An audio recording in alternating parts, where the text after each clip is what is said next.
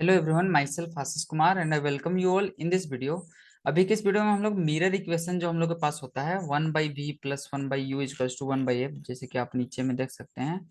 इस इक्वेशन को आपने टेंथ में भी पढ़ा होगा। इसे हम लोग अभी डिराइव करेंगे। ठीक है, तो चलिए डिराइव करने के लिए हम लोग सबसे पहले क्या करेंगे, कुछ कुछ रूल के बारे में समझ लेते हैं। ठीक है, कि किस तरीके से रे लाइन को हम लोग ड्रॉ करते हैं, उसके बाद हम लोग डेरिवेशन में आएंगे। तो देखिए, आपको पता होगा कि जो भी रे पैरेलल आता है, ठीक है, प्रिंसिपल एक्सिस के, प्रिंसिपल एक्सिस क्या होता है इसके पिछले वीडियो में हम आपको बता दिए हैं। मिरर को वो लाइन जो टू पार्ट्स में डिवाइड करता है, और आ, जब भी कोई रे प्रिंसिपल एक्सिस के पैरेलल जाएगा तो वो स्ट्राइक करने के बाद फोकस से, प्रिंसिपल फोकस से गुजरेगा। ठीक है, ये है पहला रूल। ठीक है, रे डायग्राम बनाने का। दूसरा रूल क्या कहता है, देखिए, रे passing through centre of curvature. अगर कोई भी रे सेंटर ऑफ कर्वेचर से गुजर रहा है तो वापिस सेंटर ही कर्वेचर से वापिस आ जाएगा। ठीक है, उसी रास्ते को फॉलो करेगा, स्ट्रेट लाइन को हमेशा फॉलो करेगा। ये हो गया दूसरा रूल। ठीक है, तो ये दूसरा रूल भी याद रखिएगा। इसके बाद हम लोग देखते हैं तीसरा रूल। तीसरा रूल क्या कहता है, द रे पासिंग थ्रू द फोकस। अगर कोई रे फोकस से गुजर रहा है, ठीक है, तो स्ट्राइक करने के बाद प्रिंसिपल एक्सिस के पैरेलल हो जाएगा। ठीक है, ये तीसरा लॉ कहता है। ये आप टेंथ क्लास में भी पढ़े होंगे, जहां तक हमको, हम भी तो पढ़े थे, हमको भी याद है जहां तक। ठीक है, या फिर एपियर होता है। ठीक है, जैसे कि दो टाइप का हम लोग के पास मिरर होता है, एक कन्वेक्स होता है और एक कनकेव होता है। तो इसमें देखिए, अगर फोकस से गुजर रहा है, ठीक है, फोकस से स्ट्राइक कर रहा है तो पैरेलल हो जा रहा है। ठीक है, या फिर पैरेलल पैरेलल कोई ले जाएगा तो फोकस से गुजरेगा। इसका जस्ट उल्टा अगर आप ले ले कन्वेक्स मिरर, ठीक है, कन्वेक्स मिरर में फोकस से तो गुजर नहीं सकता, लेकिन फोकस से ऐसे लगेगा कि फोकस पे आ रहा है। ठीक है, तो ये क्या हो जाएगा, स्ट्राइक करने के बाद पैरेलल टू प्रिंसिपल एक्सिस हो जाएगा, इसीलिए अपियर टू बोलता है। ठीक है, क्योंकि एक में होता है एक्चुअल में और एक में वैसा प्रतीत होता है, इसलिए ऐसा बोला जा रहा है। देखिए, रे ऑफ इंसिडेंस। अब देखिए, अगर कोई भी पॉइंट पोल पे इंसिडेंट कर रहा है, ठीक है, जैसे कि यहाँ पे देखिए ऊपर में, यहाँ पे पोल पे एक रे ऑफ लाइट आ रहा है, तो इसमें क्या होता है, angle of incidence angle of reflection के बराबर होता है। मतलब जिस एंगल से पोल को स्ट्राइक करेगा उसी एंगल से वो रिफ्लेक्ट भी करेगा। समझ गए? ये है टोटल 4 रूल, ये आपको आना चाहिए। ठीक है, अब हम लोग मिरर इक्वेशन को डिराइव करने के की ओर चल आगे बढ़ते हैं। ठीक है, तो चलिए, अब हम लोग डिराइव करेंगे relation between object distance, image distance और फोकल लेंथ। कहने का मतलब, यू, देखिए, U4 होता है ऑब्जेक्ट डिस्टेंस। ठीक है, क्या होता है, ऑब्जेक्ट डिस्टेंस। इसी टाइप से हम लोग वी जो लेटर है उसको कंसिडर करते हैं इमेज डिस्टेंस को दिखाने के लिए, तो टेंथ में भी पढ़े होंगे। ठीक है, इमेज डिस्टेंस। ठीक है, और एफ होता है हम लोग का फोकल लेंथ के लिए, फोकल लेंथ। ठीक है, तो चलिए अब हम लोग डिराइव करते हैं फ्रॉम फिगर 9.5। देखिए, इस टाइप से आपको रे डायग्राम बनाना है, इसी फिगर से हम लोग इसको डिराइव किए हैं। ठीक है, फिगर 9.5, इस फिगर को आप लोग को डिराइव करने से पहले बना लेना होगा। ठीक है, इसमें हम लोग का अगर केयरफुली ऑब्जर्व करें तो ये ए बी हम लोग का ऑब्जेक्ट है। ठीक है, जिसका इमेज ए डेस बी डेस यहाँ पे बन रहा है। ठीक है, कैसे बन रहा है, देखिए, एक रे पैरेलल जा रहा है, फोकस से गुजर रहा है। तो देखिए, इमेज कब बनता है उसको भी थोड़ा सा माइंड में रख लीजिए। ठीक है, इमेज तभी बनेगा जब दो रे, ठीक है, मिनिमम दो रे कहीं पे स्ट्राइक करेगा। ठीक है, ऑब्जेक्ट से आता हुआ, सपोज एक रे यहाँ से गुजरा। ठीक है, एक रे को हम लोग क्या करेंगे, आ, पोल से गुजार देंगे तो angle of incidence angle of reflection को फॉलो करेगा। तो देखिए, इस पॉइंट पे क्या होगा, दोनों रे जहां पे मीट करेगा वही हम लोग का क्या होगा, इमेज वहीं पे बनेगा। ठीक है, उसको हम लोग परपेंडिकुलर लाइन बना देंगे प्रिंसिपल एक्सिस के साथ, तो ये हम लोग का इमेज हो जाएगा। इस टाइप से यहाँ पे बनाया जाता है। तो ये रे डायग्राम आप बना लीजिएगा। इसमें देखिए, ऑब्जेक्ट का डिस्टेंस को यू से दिखाया गया है। ठीक है, यू से ऑब्जेक्ट का डिस्टेंस को दिखाया गया है, जो कि ए बी, बी का जो पॉइंट बी का जो डिस्टेंस है पोल से, ठीक है, उसको हम लोग ऑब्जेक्ट डिस्टेंस बोलते हैं। इसी टाइप से जो इमेज बन रहा है उसका डिस्टेंस को वी से और एफ से हम लोग फोकल लेंथ को दिखाए हैं। ठीक है, तो चलिए अब हम लोग डिराइव करने की ओर आगे बढ़ते हैं। इसमें अगर हम लोग देखें तो दो राइट एंगल ट्रेंगल हम लोग के पास मिल रहा है। ठीक है, A dash F dash F और एम पी एफ। देखिए, ए dash A dash F, A dash, रुकिए एक बार फिर से देख लीजिए, ए डैश बी डैश और एफ, ए डैश बी डैश एफ। तो देखिए इसको हम थोड़ा सा दूसरे कलर से हाईलाइट करते हैं एक बार अच्छे से देखने के लिए। देखिए हम लोग के पास है ए डैश, यहाँ पे ग्रीन कलर देखिए, बी डैश और एफ, ये एक ट्रेंगल हम लोग के पास मिल रहा है, ठीक है। और एक है हम लोग के पास एम पी एफ, यहाँ पे नीचे में जैसे कि बोला गया, आप क्लियरली देख सकते हैं M P F. M P F triangle को देखिए किधर है, एम इधर है, पी और एफ, ठीक है। तो इसको हम लोग क्या करते हैं कन्वीनियंट के लिए, ये जो एमपी जो लाइन है इसको हम लोग एक स्ट्रेट लाइन कंसीडर करते हैं, ठीक है। और ये स्ट्रेट लाइन परपेंडिकुलर होता है, ठीक है, परपेंडिकुलर होता है, ठीक है। छोटे से पार्ट के लिए, स्मॉल एंगल के लिए इसको स्ट्रेट लाइन और परपेंडिकुलर कंसीडर कर लिया जाता है। तो अगर आप इसमें देखें तो एक एंगल, ये जो बी डैश और पी एंगल है 90 डिग्री है, और ये वर्टिकली अपोजिट एंगल है। तो ये दोनों ट्रेंगल हम लोग का सिमिलर हो गया, ठीक है। सिमिलर होगा तो उसका साइड का रेशियो इक्वल होगा, आप 10th क्लास में पढ़े होंगे। तो देखिए यहाँ पे वही बताया गया है, दोनों ट्रेंगल सिमिलर, डायरेक्ट बोल दिया, बोला ना, ठीक है। देयरफॉर इसका जो साइड का रेशियो है बी डैश ए डैश, यहाँ पे देखिए B dash A dash by P M equals to B dash F by F P, ऐसे आप लिख सकते हैं, ठीक है। या फिर इसको और घुमा के लिख दिया गया, B dash A dash P M की जगह में यहाँ पे बी ए लिख दिया गया है। यहाँ पे देखिए पी एम, पी एम, यहाँ पे केयरफुली इसको फिर से क्लीन करते हैं। देखिए पी एम कहाँ पे है, पी एम, ठीक है, पी एम को इक्वेट कर दिया गया है ए बी से। देखिए यहाँ पे जो परपेंडिकुलर डिस्टेंस है हम लोग का पी एम, ठीक है, ये इस ऑब्जेक्ट के हाइट के बराबर है, ठीक है। इसीलिए हम लोग ए बी से इसको रिप्लेस कर दिए हैं, ए बी बी ए, देखिए, ठीक है। और इसी टाइप से B dash F, B dash F तो यहाँ पे पहले से है, और एफ पी बस यही रिप्लेस किए हैं क्योंकि ये ऑब्जेक्ट के हाइट के बराबर है, इसीलिए, ठीक है। अब देखिए एंगल ए पी बी और angle A dash P B dash, angle A P B, A P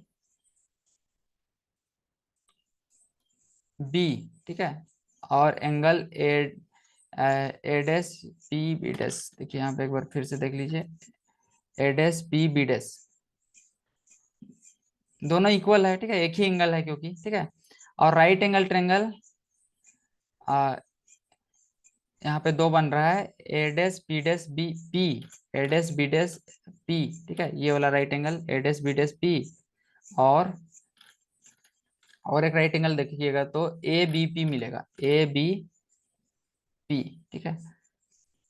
कहने का मतलब हम लोग अभी और दो ट्रेंगल को सिमिलर दिखा रहे हैं, ठीक है। ये वाला ट्रेंगल हम लोग का ए पी बी डैश, ठीक है, A dash B dash P, और एक ट्रेंगल हम लोग का ये बड़ा वाला है, ठीक है। दोनों में हम लोग को क्या मिला, दो एंगल इक्वल मिला, मिला कि नहीं, देखिए ये वाला इधर से, ये दोनों एंगल इक्वल है क्योंकि हम लोग को पता है पोल से कोई भी लाइन स्ट्राइक करता है तो angle of incidence angle of reflection के बराबर होता है, ये एंगल 90 डिग्री दोनों का है। तो ये दोनों ट्रेंगल सिमिलर है तो उसका साइड का रेशियो भी सिमिलर होगा, तो वही लिखा है, ये दोनों ट्रेंगल सिमिलर है, ठीक है, इसका साइड का रेशियो को इक्वल दिखा दिया गया है, ठीक है। अब इन दोनों इक्वेशन से अगर हम लोग कंपेरिजन करें, ठीक है, इन दोनों इक्वेशन से, तो यहाँ पे देखिए B dash A dash by B A दोनों का एलएचएस इक्वल है, इसका आरएचएस को क्या लिख सकते हैं, इक्वल, ठीक है। B A by F P is equals to B P by B A by F P is equals to B P by F P, हम लोग बी डैश पी बाई, तो देखिए इसमें कुछ और थोड़ा सा डेरिवेशन किया गया है तो इसको थोड़ा सा ना डीप में करना होगा, ठीक है। चलिए इक्वेशन 2 तक तो आपको समझ में आ गया होगा ये सिमिलरिटी कैसे दिखा है, क्योंकि दोनों ट्रेंगल सिमिलर है तो हम लोग लिख सकते हैं, यहाँ पे देखिए B dash A dash by B A, देखिए B dash A dash by B A, देखिए B dash A dash by B A, ठीक है, इन दोनों का ratio B dash P by B P, B dash P, B dash P by B P, ठीक है। Similarity of triangle आप लोग 10th क्लास में पढ़े होंगे, ठीक है, चैप्टर 6 में था, उसी का यूज करके ये लिखा गया है, तो ये आपको क्लियर है जहां तक हम समझ रहे हैं, ठीक है। अब देखिए इन दोनों इक्वेशन से हम लोग कंपैरिजन कर रहे हैं, ठीक है, तो हम लोग को क्या मिलेगा, इन दोनों का एलएचएस इक्वल है, आरएचएस को कंपैरिजन करते हैं, आरएचएस में हम लोग के पास क्या है, B dash F by E वाला इसको देखिए, ठीक है, B dash F by F P, F P, ठीक है, ये हम लोग का बराबर है B dash P, B dash P, ठीक है, इसको बी डैश अच्छे से लिखते हैं थोड़ा सा, B dash, B dash P, ठीक है, यहाँ पे देखिए B dash P by BP लिखा हुआ है ना, बाई बीपी। अब देखिए, अब इसमें हम लोग को इसको अच्छे से देखना होगा, बी डैश पी और बीपी, ठीक है, बी डैश पी और बीपी, ठीक है, तो हम लोग बीपी अगर देखें ध्यान से, बी ऑब्जेक्ट डिस्टेंस है बीपी, ठीक है, बीपी को हम लोग क्या लिख सकते हैं, बी एफ, ठीक है, B F plus F P लिख सकते हैं। देखिए तो यहाँ पे वही किया है, यहाँ पे थोड़ा सा केयरफुली ऑब्जर्व कीजिए,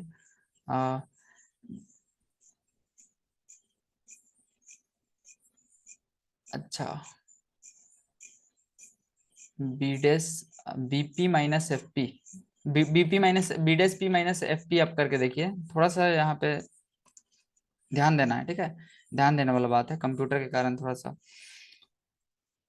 यहाँ पे देखिए क्या है, B dash P minus F P है हम लोग के पास ना, B dash P minus F P, यहाँ पे आपको क्लियर देखिए, B dash P, B dash P ये डिस्टेंस है, माइनस एफ पी, ये अगर हम लोग करें तो ये हम लोग का आ जाएगा बी डैश एफ के बराबर ना, तो बी डैश एफ की जगह में ये लिखा है, ठीक है, बी डैश एफ, तो बी डैश एफ की जगह में इस वैल्यू को सब्स्टिट्यूट कर दीजिए, ठीक है, सब्स्टिट्यूट कर सकते हैं आप, देखिएगा क्लियरली, इसकी जगह में अगर सब्स्टिट्यूट करेंगे तो हम लोग को नेक्स्ट स्टेप में मिलेगा B dash P minus F P, ठीक है, डिवाइडेड बाय नीचे में क्या है, एफ पी, ठीक है, is equal to B dash P by B P, ठीक है।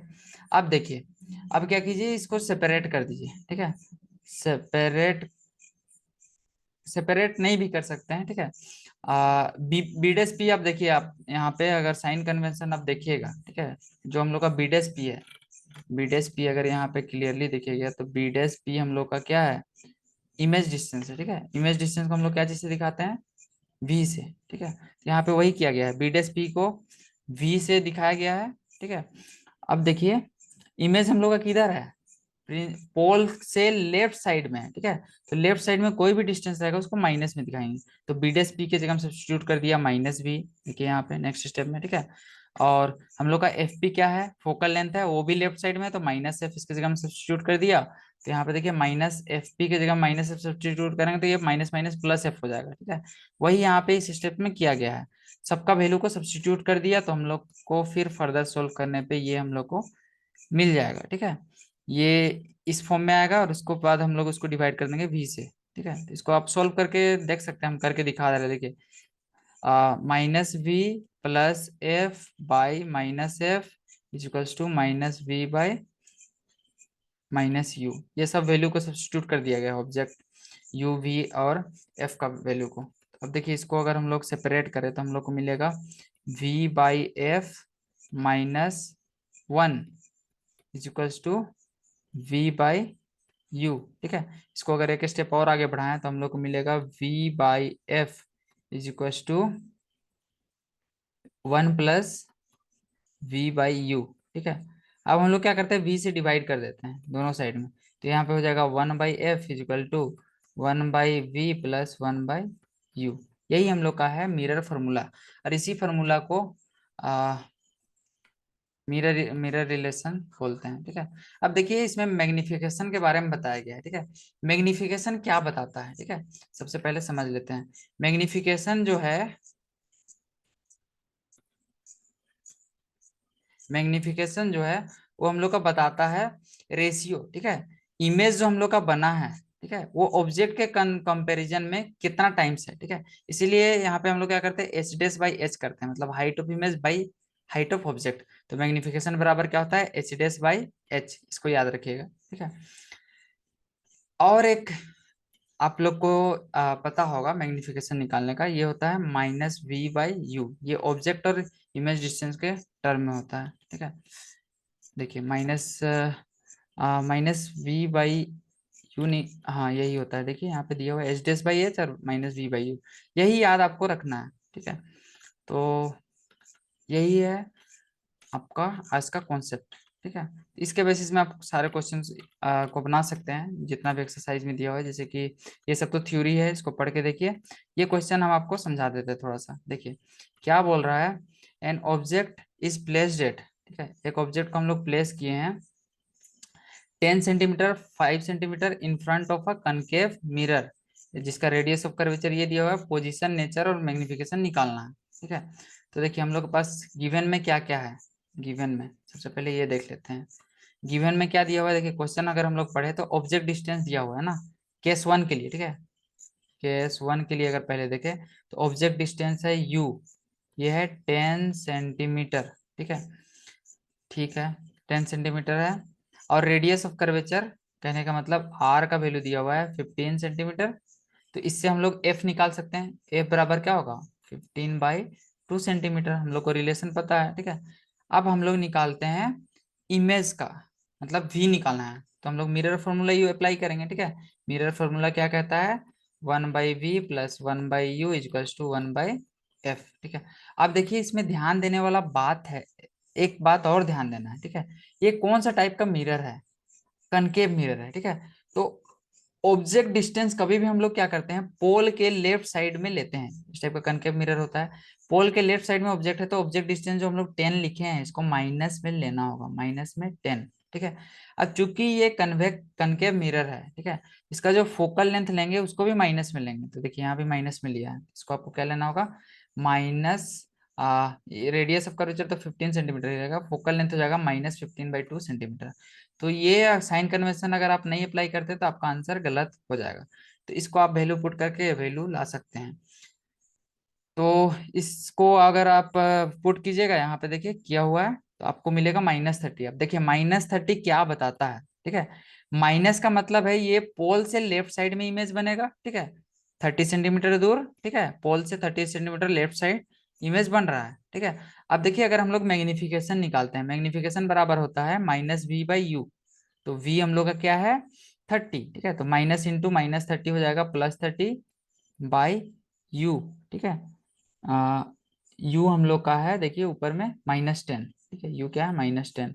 तो मैग्निफिकेशन आ रहा है -3। ठीक है, अब देखिए माइनस आ रहा है मतलब इमेज है हम लोग का इन्वर्टेड। कभी भी मैग्निफिकेशन नेगेटिव में रहेगा तो उसका मतलब क्या होता है, इन्वर्टेड, मतलब इमेज, इमेज जो है हम लोग का प्रिंसिपल एक्सिस से नीचे बन रहा है। ठीक है, इन्वर्टेड। ठीक है, इन्वर्टेड का मतलब क्या होता है, प्रिंसिपल एक्सिस से नीचे जब हम लोग का इमेज बनेगा तो उसको हम लोग बोलेंगे इन्वर्टेड। पहला बात क्लियर है। अब देखिए मैग्निफिकेशन अगर 1 रहता है, ठीक है, तो ये होता है सेम साइज। ठीक है, अगर 1 से ज्यादा आ रहा है मतलब ये बड़ा साइज का है। कहने का मतलब 1 से 3 टाइम्स ये ज्यादा है, कहने का मतलब ये इनलार्ज हो रहा है। इमेज कैसा है, बड़ा बनेगा, इन्वर्टेड बनेगा। ठीक है, और एक होता है रियल और वर्चुअल। ठीक है, तो रियल जब सेम साइड में मतलब वैसा इमेज जिसको हम लोग स्क्रीन में ऑब्टेन कर सकते हैं। तो देखिए ये एक जगह मिल रहा है ना, मिलता हुआ प्रतीत तो नहीं हो रहा है। ठीक है, इधर जिसका रे डायग्राम अगर आप बनाइएगा तो इधर आपको यहाँ पे मिलता हुआ दिखेगा -30 सेंटीमीटर में। तो ये जो इमेज है ये हम लोग का रियल है। ठीक है, तो यहीं पे देखिए रियल, मैग्नीफाइड और इन्वर्टेड कैरेक्टरिस्टिक्स दे दिया है। तो इस टाइप से आपको बनाना होगा इसका कॉन्सेप्ट। ठीक है, तो नेक्स्ट जो हम लोग का वीडियो होगा वो रिफ्लेक्शन पे बेस्ड होगा। रिफ्लेक्शन का कॉन्सेप्ट क्लियर हो गया है तो आप लोग बनाइए। उम्मीद करते हैं कॉन्सेप्ट क्लियर हो गया होगा आपका भी। आज के लिए बस इतना ही। Thank you.